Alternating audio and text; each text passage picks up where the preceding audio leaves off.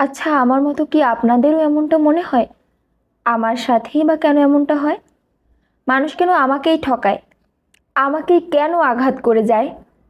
আমি কি একমাত্র বোকা যাকে খুব সহজেই ঠকানো যায়? জানেন, এগুলো আমার সাথেই হয়। কতবার প্রতিজ্ঞা করেছি এবার থেকে সতর্ক থাকব। আপন ভেবে আর কাউকে কাছে রাখবো না। প্রিয় বন্ধু হিসেবে আর কারো নাম হৃদয়ে লিখব না। কেউ একটু ভালোবাসা দিলে আর আপন ভাববো না। প্রশংসা করলেও খুশি হব না। কারো মিষ্টি কথায় গলে যাব না। বিশ্বাস করুন, নিজেকে দেওয়া কথা নিজেই রাখতে পারিনি। নিজের সাথে নিজেই বেইমানি করেছি। ভুলেছি নিজের কথা।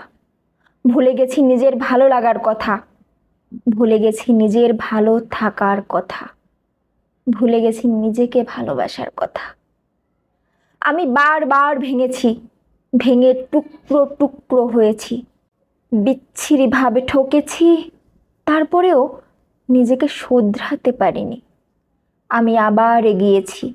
মানুষকে আপন করেছি, ভালোবেসেছি, বিশ্বাস করেছি। তারপর তাদেরই লুকানো ছুরির আঘাতে নিজেকে রক্তাক্ত হতে দেখেছি। ভীষণভাবে কষ্ট পেয়েছি। হৃদয়কে কত কাছ থেকে ক্ষত বিক্ষত হতে দেখেছি। জানেন, আজ নিজের সাথে বসেছিলাম।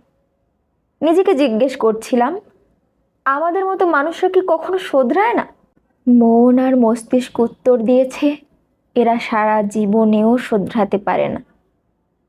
কারণ আমাদের মতো মানুষ তাদের চাতুরি ধরতে পারে না, তাদের ছলনাকে চিনতে পারে না, শয়তানের ফন্দি ফিকির বুঝতে পারে না, বারবার ঠকেও মানুষকে ভালোবাসতে ছাড়ে না। বুঝেছি, নরম মাটিতেই আঁচড় কাটা হয় বেশি। সহজ হলে সস্তা হতে হয় বেশি। ভালোবাসলে আঘাত পেতে হবে বেশি। বিশ্বাস করে ঠকতে হবে বেশি। তারপরেও নিজেকে বদলাতে পারলাম কই? ভালোবাসাটাই যাদের স্বভাব, যাদের রক্তে থাকে আপন করার ক্ষমতা, তারা কি করে নিজেকে বদলাবে? মানুষকে ভালোবাসার মতো বদভ্যাস ছাড়তে পারলাম না বলে এ জীবনে আর নিজেকে শোধরাতে পারলাম না।